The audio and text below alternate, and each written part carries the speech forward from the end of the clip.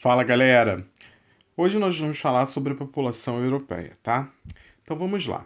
Então, a gente vai começar falando sobre as características, tá?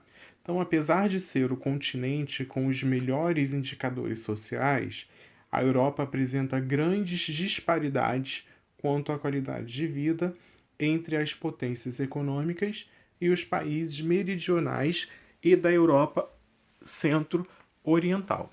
Então vamos ver as características.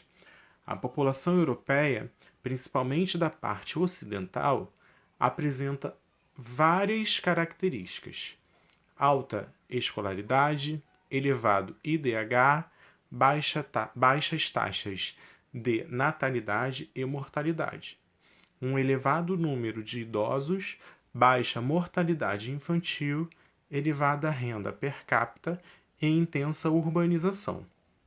Genericamente, a Europa é o continente que apresenta as menores taxas de crescimento natural, aquele que é o crescimento vegetativo e demográfico, com vários países vivenciando o decréscimo de sua população. Então, tem nascido pouca gente e o crescimento vegetativo, o natural, ele acaba sendo o quê? Menor, tá? Então, essas condições e consequências do estágio avançado da transição demográfica, que advém da urbanização e da industrialização, antigas, das elevadas taxas de escolarização e alfabetização, da forte presença da mulher no mercado de trabalho e da universalização do acesso à informação aos métodos contraceptivos que, por sua vez, influenciam as baixas taxas de natalidade e fecundidade. Entre todos os continentes, a Europa apresenta o menor percentual de população jovem e o maior de população idosa. Apresenta também a expectativa de vida mais elevada. Então, a população idosa, a expectativa de vida, ela acaba sendo muito alta, tá? A população jovem é pouquíssima e, como a gente viu, o crescimento vegetativo é baixo. E aí agora a gente vai ver os grupos étnicos que estão dentro da população europeia. Então, a população europeia pode ser dividida em três grupos, que são eles: os germânicos, que ocupam principalmente a parte central e norte da Europa. Entre eles estão os alemães, austríacos, holandeses, suecos, noruegueses e britânicos. Os eslavos, que habitavam predominantemente a Europa Oriental, a leste, são os russos, os poloneses, ucranianos, eslovacos e sérvios. Os latinos, que habitam predominantemente a Europa mediterrânea, são os portugueses, espanhóis, italianos, franceses e romenos, que não são sulistas, mas são latinos, tá? E existem também os finlandeses, que são os finlandeses, os húngaros, entre outros. E alguns grupos que lutam para formar países independentes, como os bascos na Espanha e na França. Aí a gente agora vai falar sobre a demografia da Europa. Com a Revolução Industrial no século XVIII, a população europeia aumentou, pois a urbanização, a melhoria das condições de higiene, o avanço da medicina fizeram com que as taxas de mortalidade baixassem, o que fez com que houvesse um crescimento populacional. Com o neocolonialismo, um grande número de pessoas emigrou para as colônias. A natalidade baixou devido aos avanços e à informação, o que iniciou a chamada transição demográfica, ou seja, diminuição do crescimento populacional. Então, isso tudo a gente já viu lá na frente, tá? Essa transição demográfica, a diminuição da população, quando a gente citou sobre o crescimento vegetativo da Europa, tá? Que hoje causa outros problemas para a população europeia, que é o envelhecimento da população. Então, no século XX, o acesso à informação, métodos contraceptivos, mulher no mercado de trabalho, educação, fizeram com que as taxas de natalidade baixassem ainda mais. E aí, depois da Primeira Guerra Mundial, quase todos os países europeus desenvolveram o quê? Uma política antinatalista, com a propagação das ideias de Thomas Robert Malthus, que pregava que o aumento da população seria inferior ao crescimento da população. Malthus ele pensava que a população cresceria em progressão geométrica e o alimento em ordem aritmética. Geométrica, 2, 4, 8, 16, tá? Isso a população.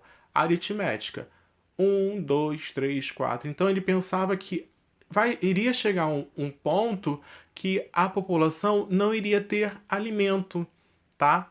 E aí, com a Revolução Industrial, como a gente viu,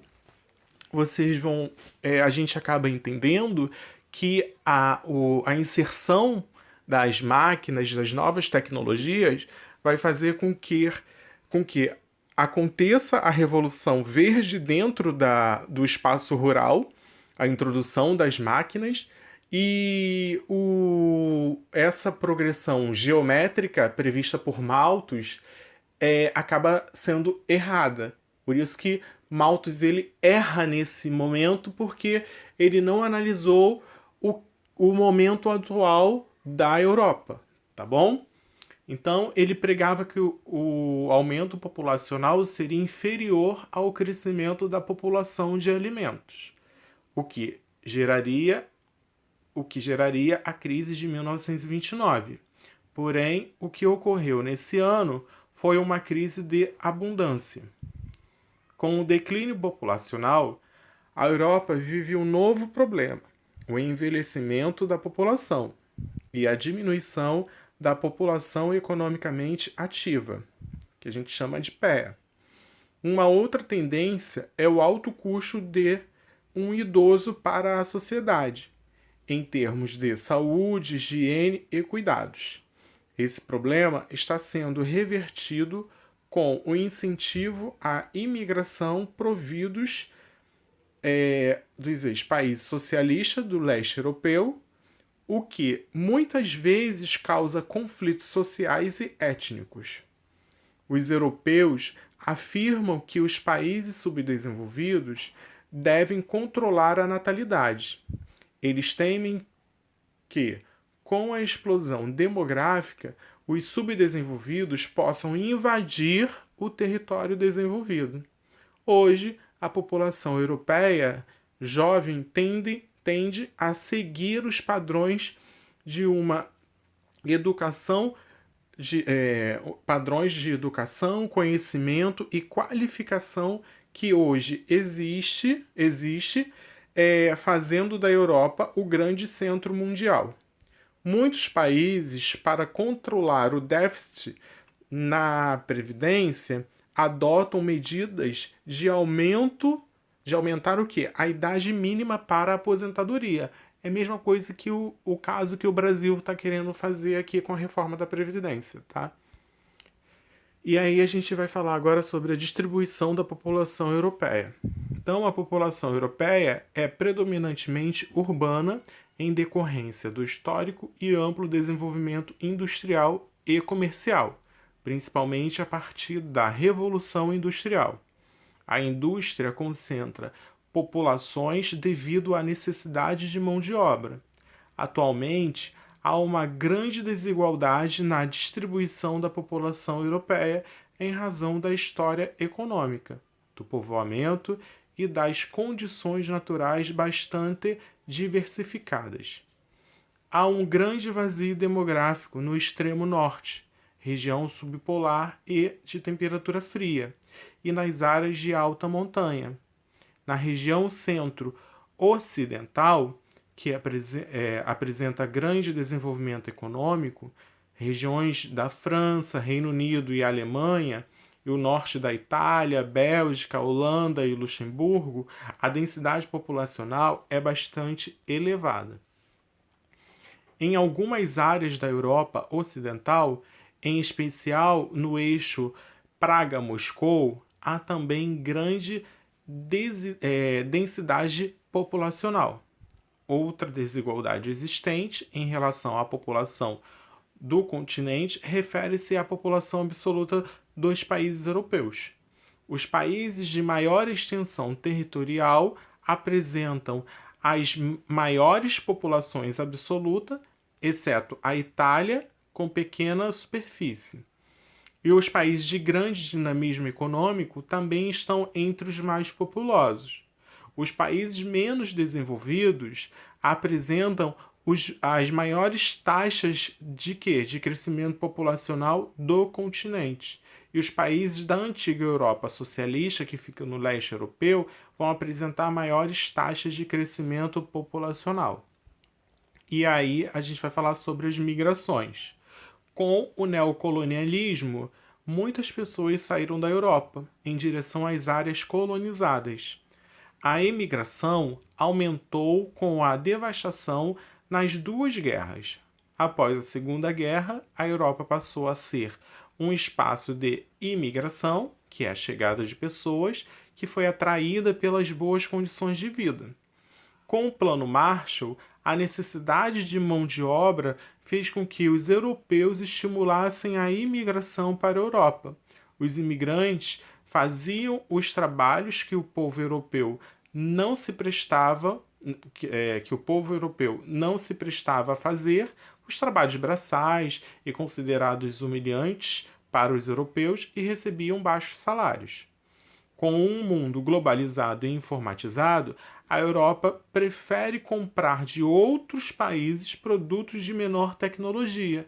Sendo assim, com a menor necessidade de mão de obra, o trabalhador estrangeiro é tido como um concorrente com os trabalhadores europeus. E daí vai nascer o quê? A xenofobia, porque ele vai concorrer no mercado de trabalho da Europa, tá?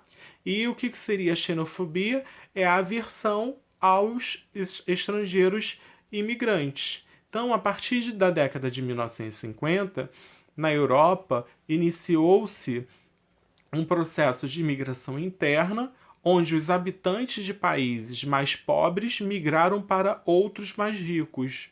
Antes da crise do sistema socialista no leste europeu, essa região era alvo de imigração vinda do terceiro mundo. Porém, depois da crise socialista e da desfragmentação da União Soviética, em 1991, fugiram para países da Europa Ocidental, como a França, Bélgica, Reino Unido.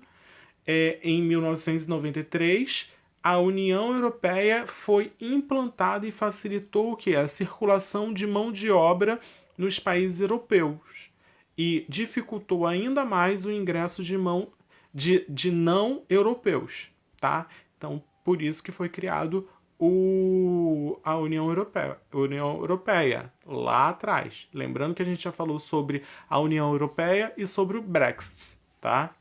Então, as migrações também geram conflitos étnicos pela ocupação de território e a práticas de racismo em relação às etnias ou raças que estão ligadas ao nacionalismo e à xenofobia, que é a rejeição aos estrangeiros. Então, a gente termina essa aula por aqui. Um abraço para vocês. Tchau, tchau.